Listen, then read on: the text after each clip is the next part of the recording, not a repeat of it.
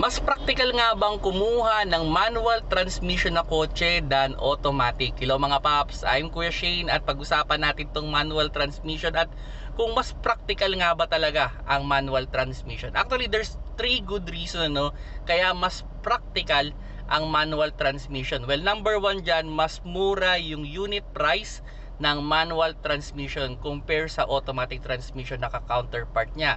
Pwede kayong makasave ng mga 50 to 100,000 pesos sa unit price, or kung sa monthly yan, kung ilo-loan ninyo, mga 2 to 3,000 yung difference niyan. So doon pa lang, mas practical nga, pwede nyo na ipambayad sa kuryente yung masisave ninyong 2 to 3,000 per month.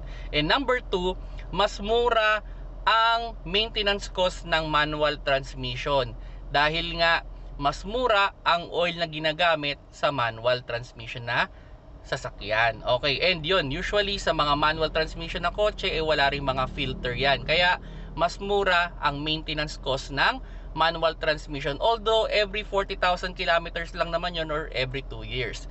And number 3, mas matipid sa fuel consumption ang manual transmission kung biyasan na kayong gumamit.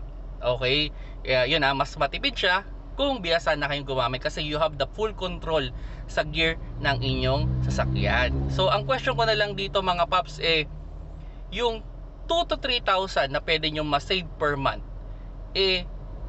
kaya nyo bang i-counter yun dun sa convenient na naibibigay sa inyo ng automatic transmission? Kasi yun nga, mas madaling i-drive ang automatic transmission.